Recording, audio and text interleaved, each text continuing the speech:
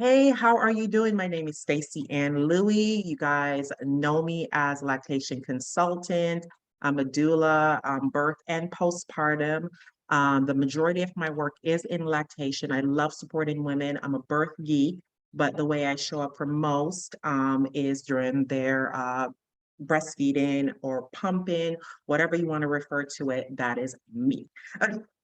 Itself. I'm here with Mineka, and we are going to talk about infertility. We're going to talk about her journey, and we don't talk about it enough. So today we're going to spend some good time and break down all the things about her journey and also inspire you and give you some language and other things for which you can use throughout your personal journey and also how you can support someone who is going through this. So I want you to spend some time and introduce your lovely self to us, and we can go from there. So I am Mineka. I Yeah. am a recent mom. I just had a 1-year-old. Well, I guess he just turned one. I did not just push out a 1-year-old. I also have three other children, my stepkids. I am a mom. I am a wife. I am a Jesus lover. Yeah. Um, I work full time. Also an entrepreneur. So just living in a madhouse every day, pretty much. Oh my goodness. Isn't that the thing with all of us, right? We have a whole bunch of things Yeah. going on. And in the whole bunch of things going on, before even that, like you're like, I'm a wife, I'm a mom, I'm a stepmom of three, I work, and I'm married. And dare I Yeah. say, before you actually have your biological child, in a parenting position with three others, and Yeah. I want to add another one. So now we have expanded our household, we're expanding it. Tell me what your journey to motherhood. Like, I want to have a kid, let's do this. And you know how we all start. We're gonna make practice into perfect, right? That's what I was told. Yeah. So So I was always taught, if you kiss, you get pregnant. So mm, don't kiss a boy because you're gonna get pregnant. hmm. This is how it happens. Yeah, I think also growing up, I'm from Jamaica, which yeah, you know we're both from yep. Jamaica. Growing up, and even once I moved to America, there was always the mentality that Black women are fertile and have a lot of kids. I think that that's always something I grew up around. Hmm. That's always a notion that is in the Black community is, Black women are fertile, they have a ton of children.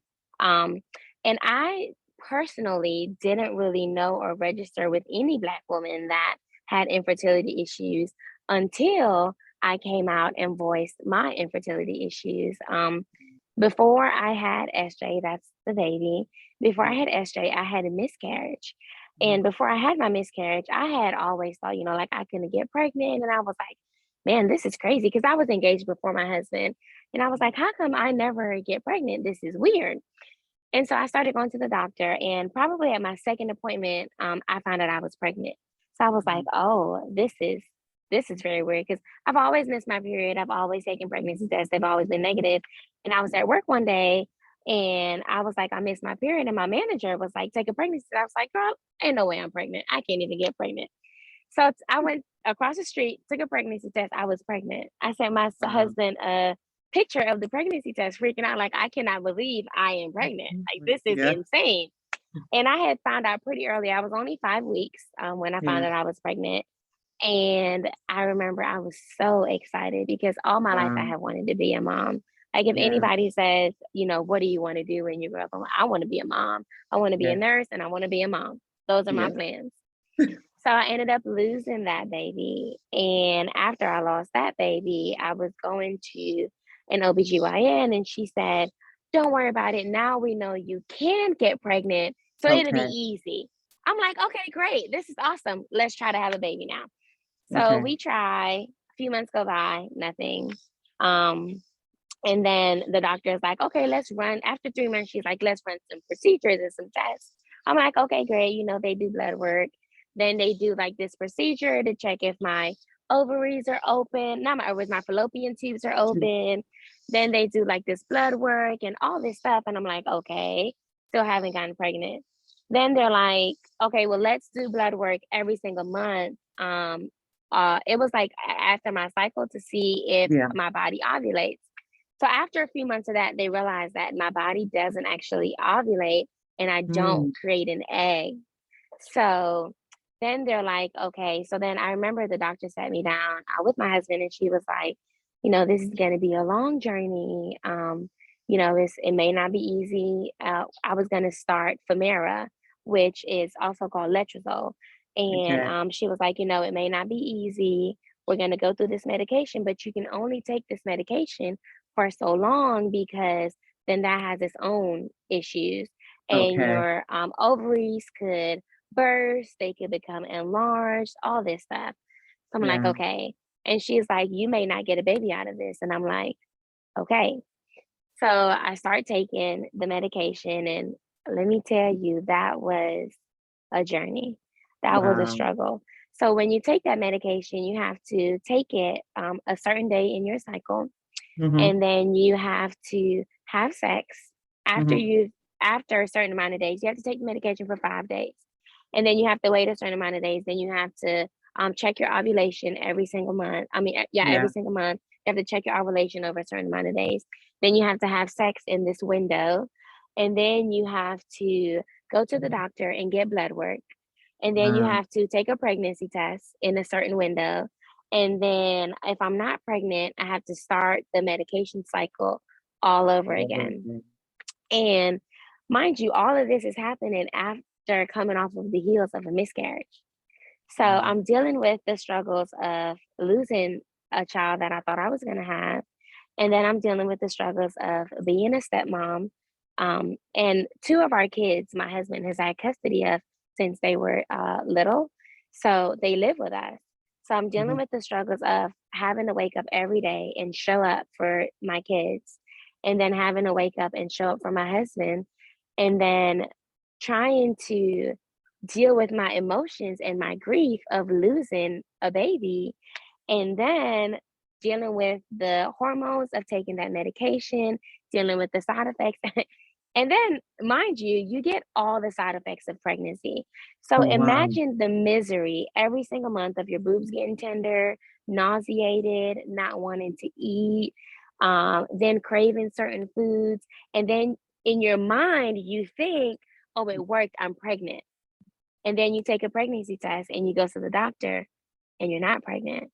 And then doing that all over again. And then having to have sex with your spouse within a certain time period. Just imagine all the strain that that puts on your marriage, the strain Mhm. that that puts on yourself. Because if you're mad or if you're upset, it doesn't matter. You have to have sex That's during this what. time period. You don't have an option. This is it's not optional. Yeah. And so dealing with that, and I did that for 367 days. So I'll Wow. never forget, I did that, and my doctor told me this was the last month that we could do Femera.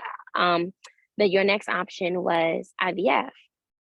And it was the anniversary of the day that I had lost my first baby.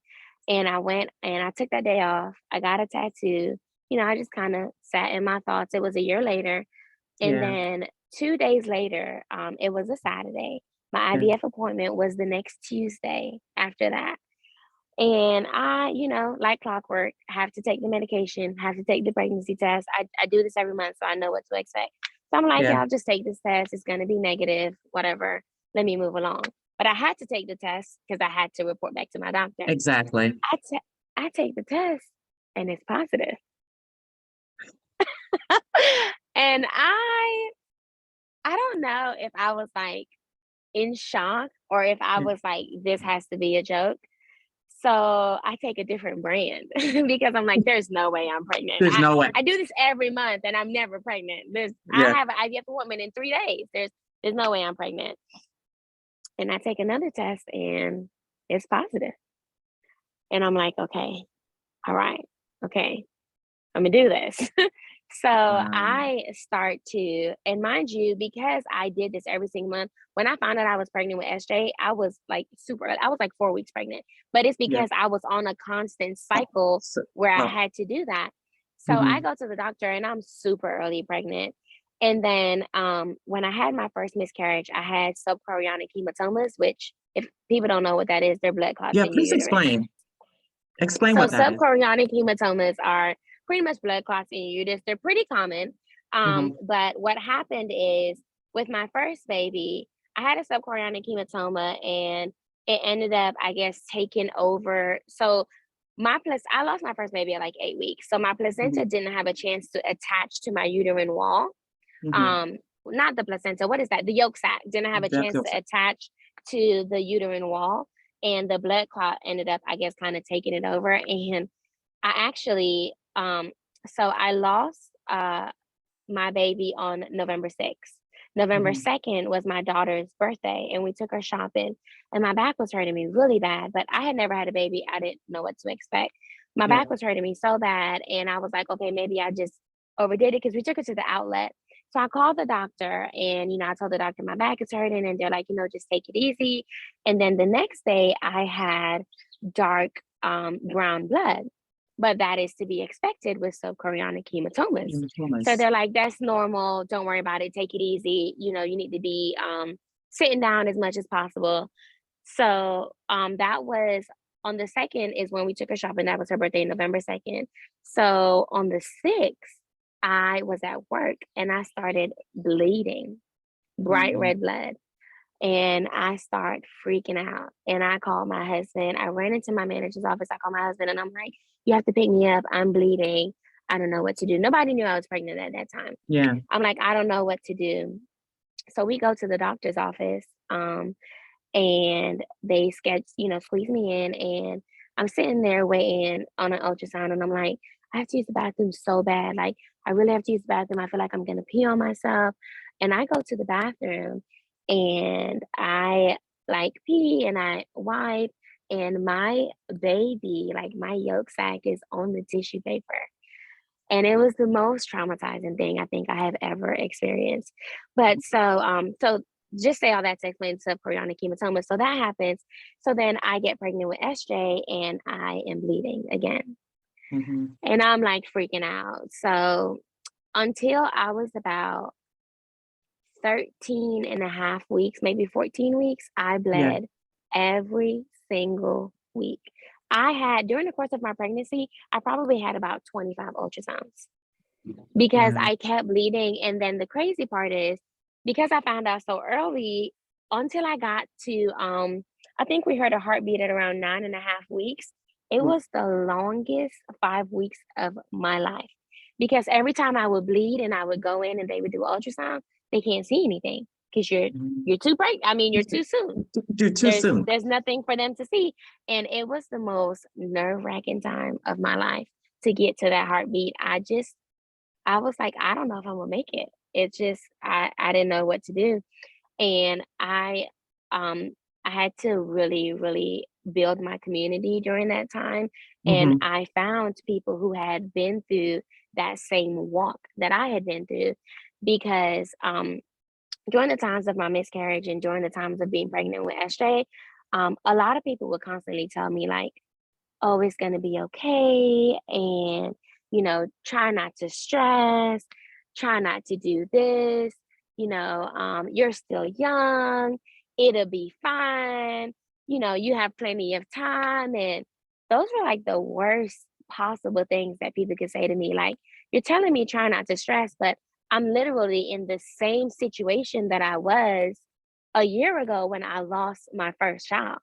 And it's so interesting that you say that because it's so natural for us to want to say something, right? Yeah, But also not knowing in trying to say something, we say the wrong things. the So I want wrong us to thing. listen to this because I'm not sure that I would have said anything different. Like, you're Yeah. young, you have time, there's time to try, and you got years, like, you can really try Yeah. this. So if I have someone or no, I need to listen to this. What are languages that I could use towards someone or anyone can say that's going through that?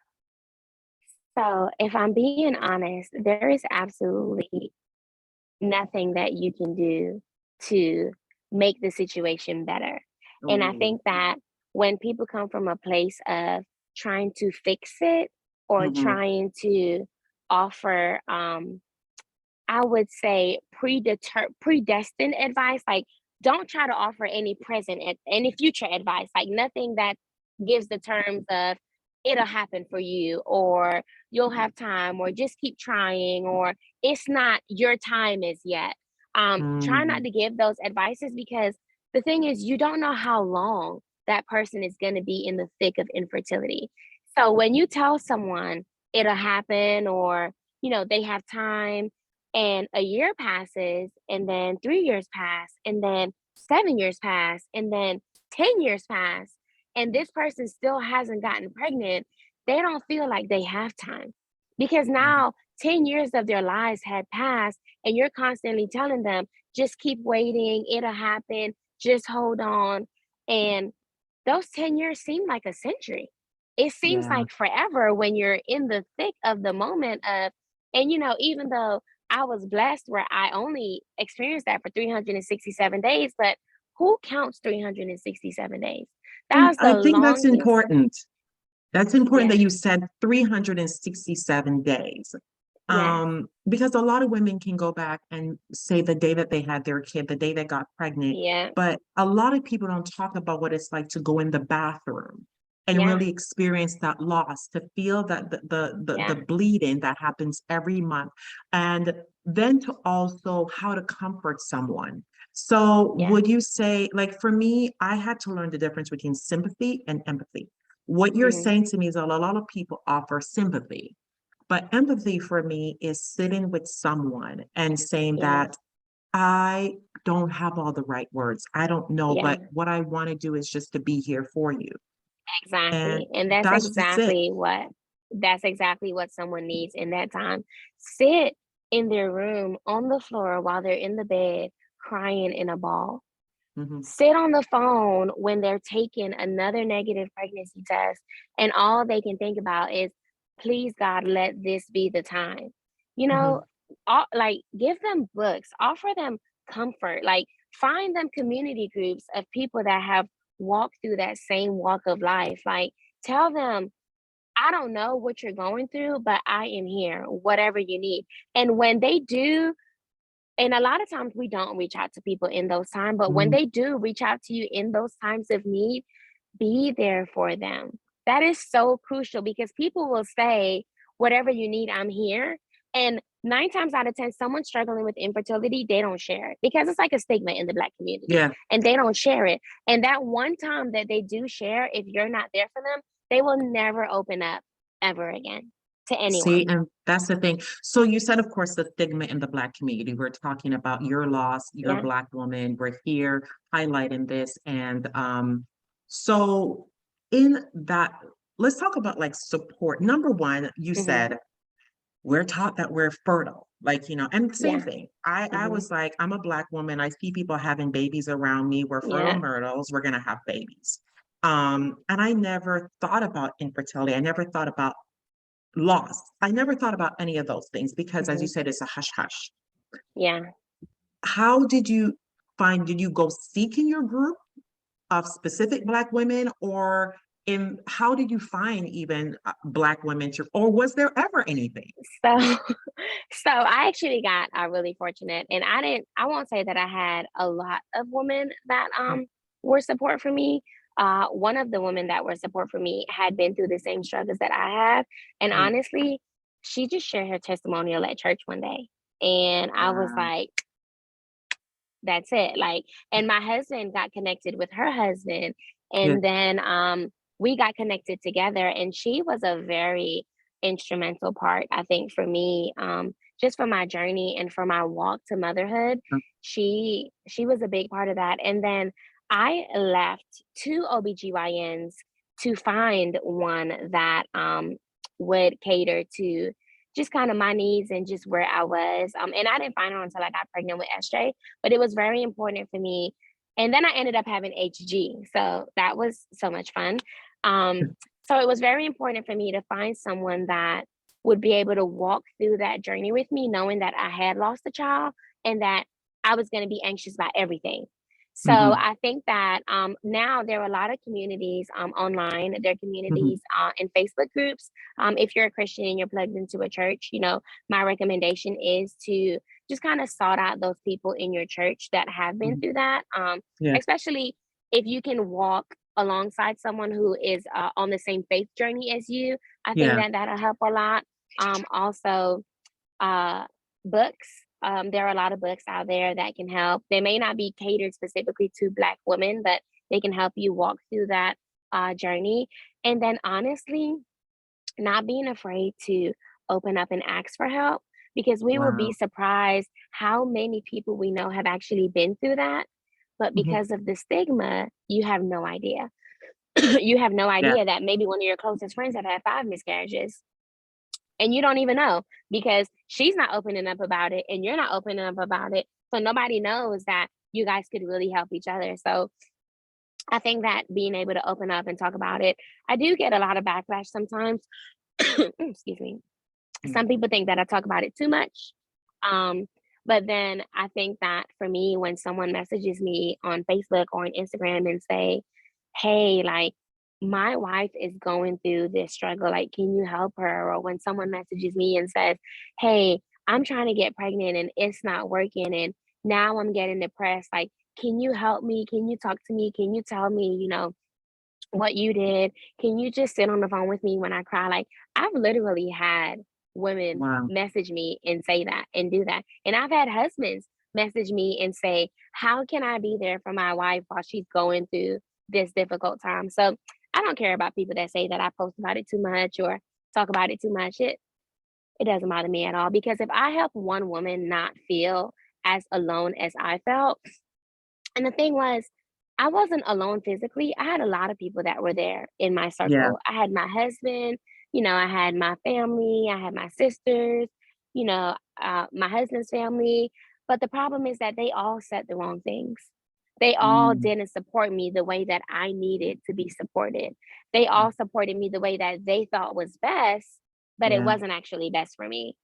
And so even though all those people were around me, I was extremely alone and I was Yeah. extremely depressed, and even, being a stepmom, that just added a whole nother layer of complexity, because waking up every day and choosing to be a step parent is it's another battle that you face.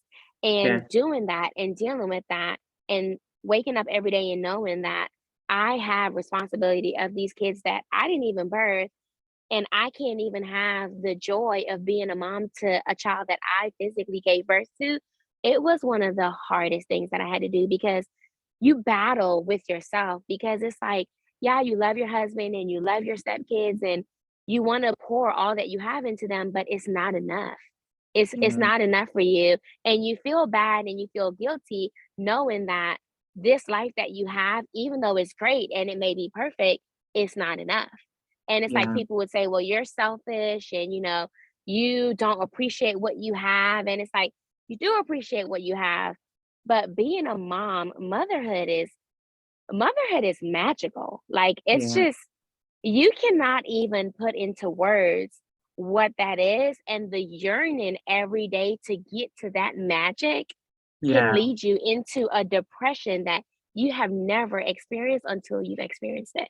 So, Mm. yeah, it's That just, yeah, it's as you speak, I think about all the women that I've come across from sharing my story, all the women that I've come across from supporting them when they call me to be their doula and find out late stage that they've miscarried. I've had baby that have pregnancy loss as much as 23, 24, 22 yeah, weeks.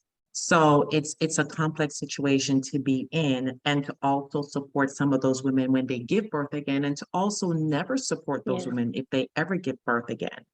Um, it's something that I'm keen to, but I will say sharing our story is so powerful. I share my story of, you know, uh, depression after having a baby. I share my depression of anxiety in general and mhm, anxiety having while having a baby. So these yeah, things are important. I share my story of I have children. I've birthed children, but I've yeah, also experienced pregnancy loss and how that's complexity within your marriage, and looking at my own yeah, children yeah, and losing another. So yeah, it's funny how you say, not even funny, but it's real how you say having stepchildren and parenting them and having to show up, I understand having to choosing and showing up for your family Yeah. while in pain. It is Yeah. very real. And I don't know if anybody could have said anything to make it better, but being there for me, yes, I appreciated Yeah. that. I so Yeah, appreciate that. definitely. I Yeah. definitely, because it is very real. It's Mhm. very real. And it's like your days just kind of start to go together in this haze, and you just go down this black rabbit hole, and before you know it, 6 months have passed you by and you don't even know Monday from Friday. And I Yeah. remember one day I was so depressed, Mhm. and my husband was gone, he was at work, and I just didn't get out the bed. Mhm. I didn't show up for work. I Yeah. didn't call. I sat in my house, and my manager kept calling me and I didn't answer the phone. And then finally I answered the phone for her and I was in tears crying. I was like, I just can't make it. And I remember she pulled up at my house and came Wow. in my house. Yep, she came to my house and she just held me as I cried. And that was just the most like amazing thing for me that she could have ever done. And one thing that I want to say, when you were talking about like Yeah. people losing their child at 20 weeks and stuff, one thing that you should never do when someone tells you that they've lost a child is ask them how far along were they. That is Oh, like I hate when people do that. That is the absolute worst, because the thing is, they then base how empathetic or sympathetic they should be for you be based on based how on far the, along your child was. And yeah, that is the worst thing that you could ever yeah. do, because I put whether out the someone was two weeks. days pregnant, I yeah, like know. if someone was 2 days pregnant or not, they lost a child. So it doesn't I matter. know. Don't ever ask them how far along were they. It doesn't matter. It doesn't matter. It's so traumatic to lose a child. Thank you for saying that because I now put the weeks out so no one asks me. Yeah, So I kind of like just put it out there. And it's not yeah, because I don't want to be asked how far along I yeah. was. Like, I say when and people ask me that, I say it doesn't matter. Like, yeah, what is the reasoning? Why do you need to know that? What does it yeah, matter? Like, it doesn't matter at all. The pain yeah. is so real. It So doesn't even real. matter how far It along you are. doesn't. Yeah. The Yeah, fact that you became pregnant and lost the pregnancy, that's yeah, it. That is it. That yeah, is literally it. Your pain is no more, no less than the next person. And yeah. it's so important. But now we're getting into I'm pregnant, I've carried this baby, and I'm carrying this baby, but there's a fear because I'm Hmm. fearful that I will go back to losing this pregnancy and not carrying this Yeah. baby to term. Talk about like how that affected you because it's like I have this pregnancy and let's face it, while everybody's like, oh my God, you look so beautiful, because I know you heard that. Hmm. Oh my God, you look so this, but nobody knows the struggle that's going on in your mind. Yeah. How does this affect you moving into your birth? Let's talk about that part. So I think that for me, and because I had the complication of HG, which if people don't know what that is, it's hyperemesis gravidarum, and it's Mm-hmm. a severe sickness during pregnancy. And so, I remember when I first was sick, people would say, "Oh, that's just morning sickness; it'll go away." And then I started dropping pounds like crazy. Like I was dropping weight within like 8 weeks time. I had lost 20 pounds. Mm-hmm. And I was just dropping back. I couldn't eat. In the hospital, like dehydrated, nauseated, different medications. Like it was crazy. And I remember after my first trimester, everybody was like, "Oh, it's magic. It'll go away after the first trimester. Like as soon as you hit second trimester, no more sickness." I'm like, "Okay, let's see what happens." Yeah, this. Sick as a dog. I had hyperemesis up until I gave birth. It was horrible. It was horrible. So I lost 49 pounds in total. It was horrible. It was Wow. horrible. But I think that for me, airplane's passing over. But I think Yeah, that for that's me, getting connected with a Black OBGYN mhm. was crucial, Yes. crucial for my journey. And I ended up going to Dr. Tope in Yeah. Stockbridge, and I will never have another baby without her. She was crucial for me for my hyperemesis. She was crucial for me for my worries. Like if I had any kind of anxiety about anything, I could always call her nurse Daniele. I love her. I could always call, and they didn't not answer, or they didn't be like, hey, stop calling, you're fine. And Yeah. then with SJ, I had 3 subchorionic hematomas, 3 of them. So Wow. just imagine how, like, it was insane. So I think that that was very, very crucial, is get a doctor who advocates for your health, Yeah. and get a doctor who is going to listen to your concerns, not just shrug you off. And Hmm. also, because I had, that long time period trying to get pregnant, I did a lot of research for myself.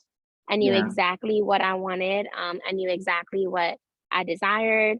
I knew that I wanted to breastfeed since Hmm. before I even got pregnant with SJ. And then some things that I did too was I I know this may sound crazy, but I had bought a lot of stuff when I was pregnant with my first baby, and then That's not crazy. That is not crazy, I just girl. kept buying I baby stuff. I And listen. yeah, I I am kept buying currently baby cleaning stuff. out a lot of things from buying baby stuff. Like Yeah, I remember walking into a store and seeing baby shoes and purchasing that baby shoe. yeah, yeah. And I just kept buying baby stuff. Even though I wasn't pregnant, my Yeah. fertility treatments weren't working. I had lost my baby. I kept buying baby stuff, and I would buy little stuff, and I would buy gender neutral stuff, like Hmm. whites and creams and Yes. grays. Yeah. And I was like, I'm gonna have this baby. Hmm. And so I would buy little stuff here, little stuff. By the time SJ came around, when I had my baby shower, people were like, we don't even know what to buy you. I said, listen, I don't even need anything. But I kept buying baby stuff. And then I also I prayed a lot. Hmm. I prayed a lot, a lot, a lot. I prayed to God for a lot of peace. Hmm. Because I had so much anxiety. I went to therapy. Yeah. Therapy was very, very important for me. I actually took 5 weeks off of work on FMLA, and I went to therapy 3 times a week. Um, Wow.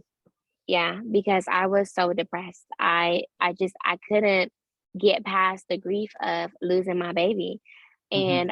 And so I did that. I took the time off of work and I went to therapy 3 times a week. And honestly, I took things out of my life that did not serve me well. So people that were pregnant, people Hmm. that had just had babies, Hmm. I just kind of had to stay away. Yeah. Yeah. And I had to be okay with doing that for my own mental health. And So I want you to however, stop there. Sorry, I yeah. want you to stop there because to the person who is watching this right now Hmm. and have dealt with someone who didn't want to be around them because they were pregnant, didn't, or just kind of seemed to have faded. I want you to not take it personal because what No. she said, I had to take it out of my life for my own mental health, for my Yes. own survival. It had nothing to do with you. And I tell people to say it has Yep. everything to do with you and nothing to do with you. Because Yep. for me to survive and come back from this, I need to take certain things out of my life. I've had to Yeah. learn that myself that, you know what, Yeah. certain friendships, certain things have its course. And I've remained friends with a lot of people, but there's Hmm. seasons that I disappeared or they disappeared. And when we come back Hmm. to talking, I was like, oh, that was it. Yeah. Yeah. But allowing And them the space to do that is crucial. exactly. And they may not have the words to have a conversation and sit down with you and say, hey, just a heads up, I'm going to take a step back for my own personal mental health. If they can do that, it's great and it's wonderful, Yeah. but they may not be able to do that. So you have to love them and accept them from a distance, and be fine with that, because the Hmm. thing is, however much I may love my family or my friendships, I was in survival mode. Like, I had to Mm. survive. I was in survival mode. And people may see this and think, "Oh, you're doing all this about losing a child, or being pregnant after loss," but people have committed suicide for less. Oh, yeah. Oh, yeah. People have Oh, committed yeah. suicide for less. So And let's that's the thing. let's be real, and Mhm. let's normalize people doing what they need to for their mental health. Right. Like, let's normalize that, and let's be okay with that, and not take it personally, and not trying to internalize it and make it about you, because it's really about my survival. I Yeah. need to survive. Yeah. It's That fight is or flight. It's exactly. Yeah, And I'm loving this conversation. As you speak, I'm like, I could be here all day, but let me keep on track. Let me keep on track. right. So when did SJ become real for you? Honestly, SJ Yeah, became real when I gave birth.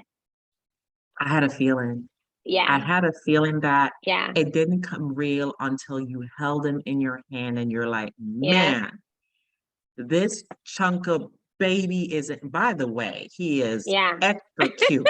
Just to let you know, Thank we you. don't, he'll take over the time, so we can't do that. But he is extra, extra cute. Thank Um, you. and stuff. So Yeah. I've loved seeing him and all that stuff. So you did say, I knew I wanted to breastfeed. I Mhm. knew that. That was a part of it.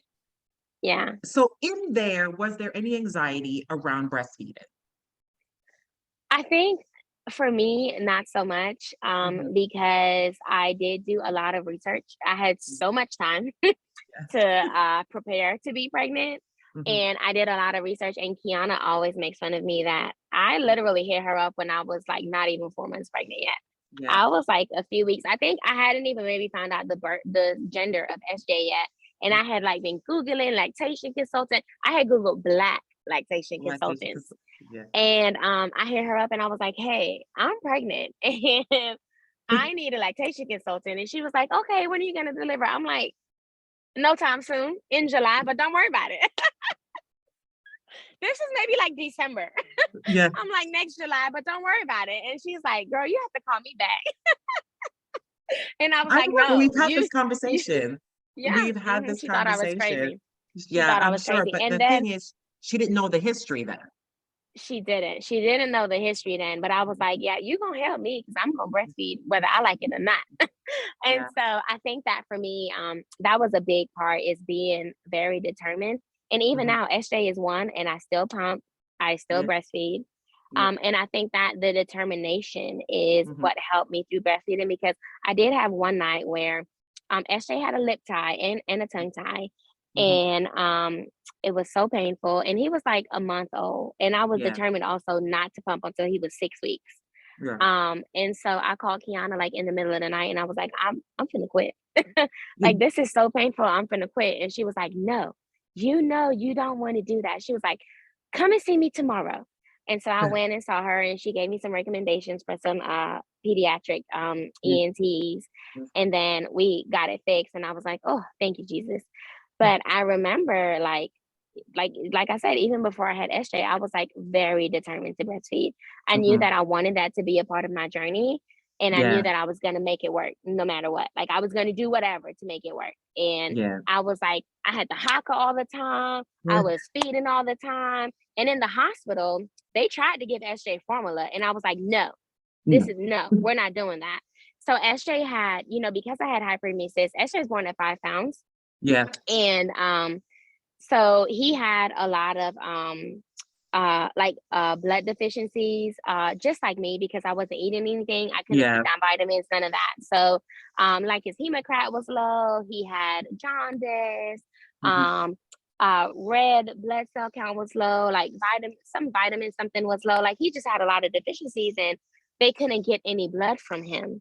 Hmm. And every time they would try to get blood, it would coagulate and they couldn't get his Yeah. levels because they kept having to retest him because they wanted to admit him to the NICU. And I was like, no, we're not doing that. Yeah. And so they couldn't get any levels and they were like, hey, we need to give him formula. And I was like, no, we're not giving him a bottle. And Mhm. they were like, yeah, we'll just do a bottle or two. I'm like, no, we're not doing that. And so, and They're so like, okay, ma'am. yeah, I was like, no, we're not doing that. And I ended up compromising and agreeing to 1 5 milliliter syringe of formula and breastfeeding. And I was Yeah. like, that's all you're gonna get from me. Yeah. That's it. That I Yeah. mean, you're not gonna get anything else. So take it or leave it, baby. I take That's it or it. leave I it. know. Yeah. And I will say at the hospital, a lactation consultant was supposed to come and speak with me and nobody ever came. Yeah. And that's something that we need to know also about Hmm. the hospital. Like I say to women all the time, do not wait until you get to the hospital to get Yeah, lactation support because number one, exactly. it's that one or two or three lactation consultants that are there that are either Mhm. working that shift and they are servicing the entire hospital. And they have to Yep. make decisions every day as to what to do. They may well mean and want to see everybody because you show up because I'm telling you from an LC thing, we want to help everybody. Mhm. So you don't have the time or you're burnt out or something happens. So get the help before, get the Yeah. knowledge before. So when you came, you're like, I didn't come with no knowledge.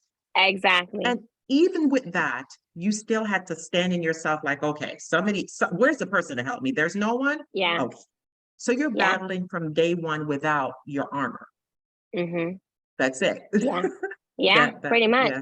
But I wasn't stressed that no one came because I just called Kiana when I left and I was like, Yeah. "Hey, I had the baby. What's up?"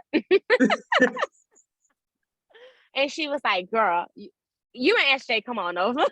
So I ended up going to her house a few days later. But yeah, so thankfully for me, I had got the help that I needed beforehand. And every time that I know someone that's pregnant, I'm like, "Hey, do you have a lactation consultant? Because you're gonna need one before you give birth." Yeah.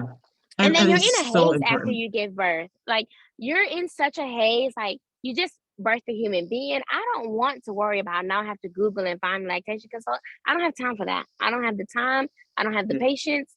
You're not even gonna have the energy. Okay. Yeah. You need somebody that can pop up at your front door because Yes. you're gonna be exhausted. So you definitely need one beforehand. And then there is so much misinformation out there for pregnant women when it comes to breastfeeding. I'm in a lot of breastfeeding groups on Facebook, and I see women that are like 28 weeks that are starting to pump. Are you insane? You say, Why are you pumping? and I'll tell you this, there's a fear around breastfeeding, there's a fear around birth. Yeah. In your journey, you had very legitimate fears. And Hmm. even if you struggle with mental health issues or anxiety, those things can be made to be 10, 50 times more Hmm. because there's a fear. What I hear, breastfeeding is hard, breastfeeding is hard, breastfeeding is the Yeah. hardest thing that you'll ever do. Let me It say is. this.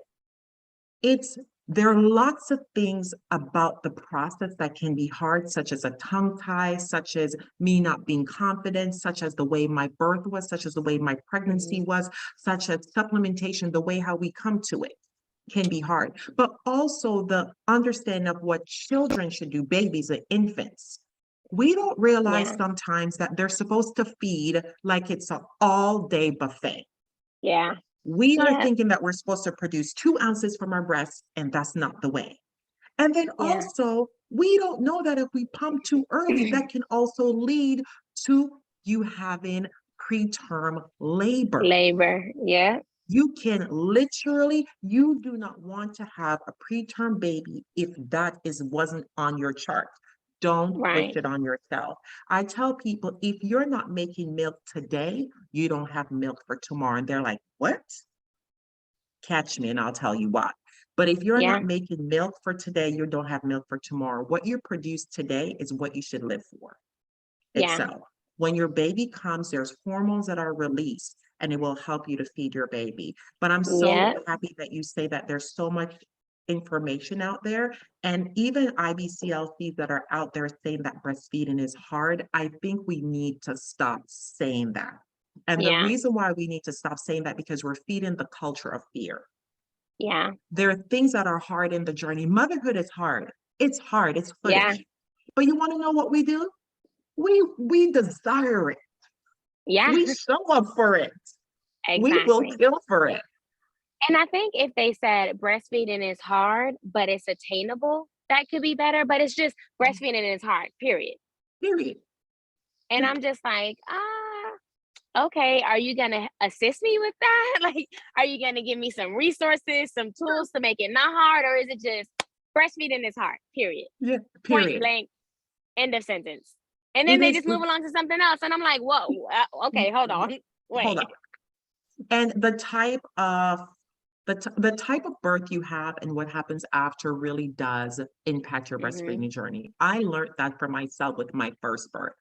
Because I Yeah. was just like, I didn't worry about it because, like yourself, I'm from the islands, I'm from Jamaica, and we grew up seeing people with a breast and babies in their breast, like Yeah. wherever. Somebody sitting under the Yeah. corner, they go to the market, people are Yeah. breastfeeding.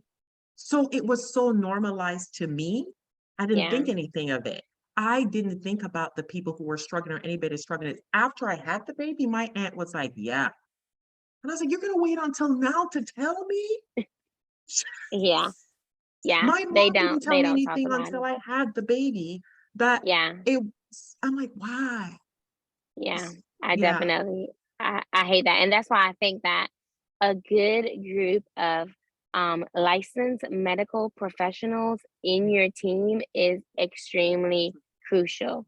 And yeah, they all are going to work together and complement each other, like mm, all of them. Your child's pediatrician, your lactation consultant, your mhm, OBGYN, if you go the route of a doula, midwife, like mm, all of those people are going to set you up for success. And you mm, need all of them before you give birth.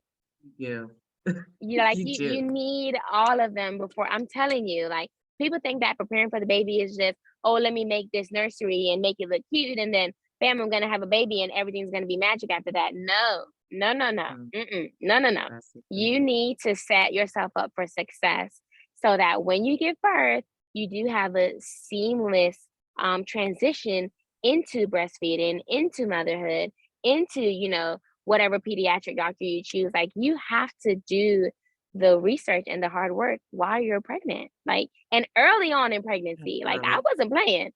I Yeah, had my son's pediatrician chosen before he was even born. Like I was like 6 weeks. I was like, okay, this is him. yeah.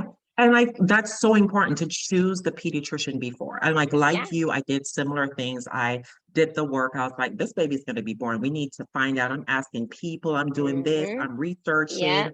And then I also after the baby was born, I kind of got this thing. I'm not married to anybody except for my husband. Mm-hmm. So if this doesn't work, I can also explore other options for myself Yeah. because what I may think would have worked then may not work for me at a different time. Yeah. Fortunately enough, I've, had a great group, so I'm pretty good with that. And I've known other Mm-hmm. people that have changed and it's worked out for them. So, I'm that Yeah. person who fired my OB staff Yeah, I told you partway I had through. 3 different Yeah, OBGYNs.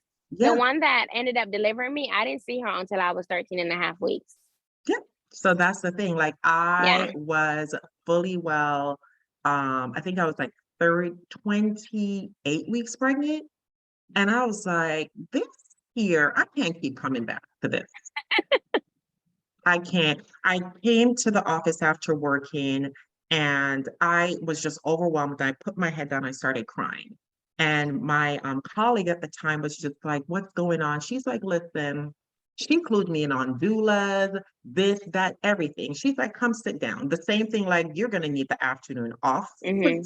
We're in a small, office, and one person just held down the afternoon, and she literally scooped me up and said, hey, walked me over to her because she was also pregnant at the same time and introduced me to the Mhm. staff. And it was one of the best experiences I've ever had and all this other type of stuff. But it's so important also to, as you said, sometimes talk about your experiences because if I had Yeah, kept it in, nobody would have known. exactly. Nobody would have known. So just being able, and I was just tired. I was just like, I'm about to cry. I'm just gonna cry here, and so be it. Yeah. Type of thing. But just having that stuff. It's so I love you talking about your journey, about the difficulty of walking into being getting pregnant. And while Mhm. being pregnant with the child that you so desire, having that struggle and not being real until the moment you held him. And then Mhm. also having this baby and say, I'm going to breastfeed. And then that also being just like, why does this child have piranha teeth? Like, why is he gnawing my breast off? That's what I call it because that's Yes, what it feels like. that's So accurate. yeah. So why is this thing that's supposed to be so magical because it's pictured that way is not working? And what I've heard is that this journey has not been easy. It's definitely Mhm. not been easy, but I desired it. I went ahead and I got the support, and I'm here on the other end to say to you, this is my story. Take Yeah. from it, learn from it, And if you know me, I'm here to help you. And if not, there are other places that you can go to get the resource Yeah. itself. I'm so fortunate I was not your LC directly, but I was in the support group that you're in, and we've traded information. And I come on and I give my little sense by way of text, and we do the virtual support group. And I'm so happy Yeah. that you said earlier on that I struggled to get pregnant. And that information was so vital to me supporting you Hmm. because it changed the information that I gave to you. Yeah. It changed the information that I gave to you. And I want people to hear this. You cannot come to people with a generic story because they Yeah. cannot support you the way. So I'll have people that will call me and say, hey, and I was like, no, baby, let's sit down and talk about your specific story because I Yeah. get to support you in the way. Because breastfeeding is not about the act alone of breastfeeding. It's everything that Yeah. comes with it, your mental health, your story before, all this other type of Yes. stuff. Pregnancy is Definitely. not just about getting pregnant and having the baby. It's the journey. It's everything that's going on. It's Hmm. hyperemesis. It's walking out. It's falling down. It's everything. It's the cravings that you have, the cravings that you can't have. Yeah. It's the family support. There's so much to this journey that needs to Yeah. be honored, that you need to talk about it. There's a reason why especially our initial visits are about 2 hours because we need to talk. Hmm. We Yeah. need to talk about what's going on. So it's important to share our stories and share it with other people. I absolutely love you sharing this absolutely like this story. It's so important to share with people. Hmm. It is so important. Keep on talking about your truth. Keep on talking about your journey. Keep on talking about SJ. It is a blessing to me. It's a blessing to so many other Black women that are out there because Black women do have babies. Black Yeah. women do struggle with infertility. Black women do struggle with these things. We have a history that tells us that we are supposed to do everything and not Yeah. Bear the struggle burdens and not even complain about it. and not But even Black complain. women have mental issues. Like, We do. Black women need help. Yeah, we Yeah. do. We do because we come to stop already stuffing and Yeah. pushing down who we want to be and being told we have to be these people. So you're coming to life as with your representative every day. That's a heavy burden. Yeah. That's a heavy burden to have, and we need to learn to put it down. So these conversations are so crucial to help the next sister to know, put it down, girl. You don't need it. Exactly. You Yeah. don't need You it. don't. You You don't. don't have to carry that burden by yourself. You Yeah, just don't. you You don't. don't. That's the thing. Thank you so very much for this. I Thank appreciate you sharing your you. story, and blessing other people with it. And I look forward to having other conversations because there are a few things that you said that I'm like, oh, I want to expand on that. Okay, let me know. Yeah, no, for real. The fact that you actually said, I took 5 weeks off. And I get that Hmm. everybody may say, I don't have the 5 weeks, but you took that time to Let pour me tell into your you, mental health. I I did not have it. The way that my FMLA was set up at my job is I Yeah, only got 60% of my pay. yeah, And I didn't necessarily have or could afford to take the yeah, 5 weeks off. But what I needed to do, it was priceless. Like, yeah, mentally, I could not survive without doing that. Like, I just couldn't. I couldn't do it. And yeah, when I weighed, and thankfully my husband was like a big support with that. But yeah, when I weighed what I was giving up versus what I was gaining, I had to, like, I was drowning. I was literally yeah, drowning. I didn't want to be around anyone. I didn't want to be around nobody with kids, especially. Like, please get away from me. yeah, Um, like, I was just drowning. I was drowning. My marriage was drowning. Like, I had to do it. And yeah. sometimes we have to make sacrifices and hard decisions for our mental health. And I don't feel bad for it at all. Yeah, you're At so all. much better for it. You're so much better. I talk to Yeah. people about therapy all the time, like it's another Yeah. arm. It is absolutely needed to take care and dig down because you go to therapy sometimes. I'm going to tell you this to be real because I've been in therapy. You go to therapy because this is the issue that you're having, right? Because you think this is the issue you're Yeah. having. But when they start digging down, you realize, hold Hmm. on, This Yeah, started from way back when, exactly. way back when. And the way you show up for yourself is a result of your coping skills. And a lot of our coping skills was never really good. So they give Exactly. you the Yeah. foundation for proper coping skills to deal with it because they're not Mhm. trying to fix you to make you, their goal is to give you these tools so you can be Yeah. better to achieve what Cope, you're trying to exactly. cope because it would be a And burden on any therapist to fix people. yeah, and one of my friend that I was telling you about that was very instrumental, Yeah, in me walking through that journey, yeah, she, and she's, my really good friend from church, but she actually said something to me one day that I thought was very powerful because even though, I have SJ and I finally got the baby that I wanted, I still yeah, struggle yeah, with, and even, 2 days ago, actually, mm, not 2 days ago, yesterday was the due date of the baby that I lost. wow, And even though I have SJ, I realized yesterday I was extremely depressed. Like yeah, I was very down. Last night I cried. I had a nightmare about yeah, being pregnant again and having another miscarriage. Like I had a catastrophic dream last night. It was horrible. yeah, But I think that even after you go through that success of having your child and breastfeeding and giving birth, you still have to go to therapy.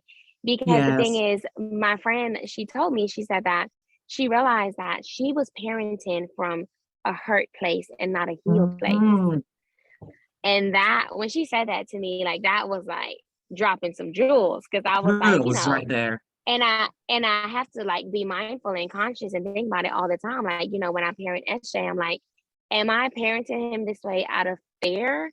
Um, or am I parenting him from a place that's already healed? Like, what am I Yeah, doing right now? So, girl, just continue to yeah. go to therapy is my suggestion. Oh my Just goodness. keep on trucking along.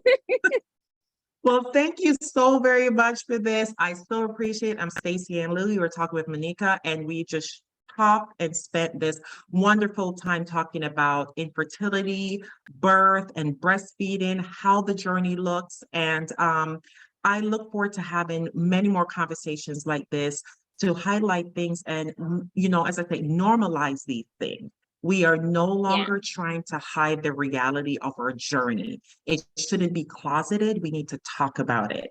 yeah. So, like yourself, we're going to put it on out there, and people who want to judge, let them judge. But we're here to show Hmm. up for ourselves. Yeah. That's the Thank stuff. Well, you. thank you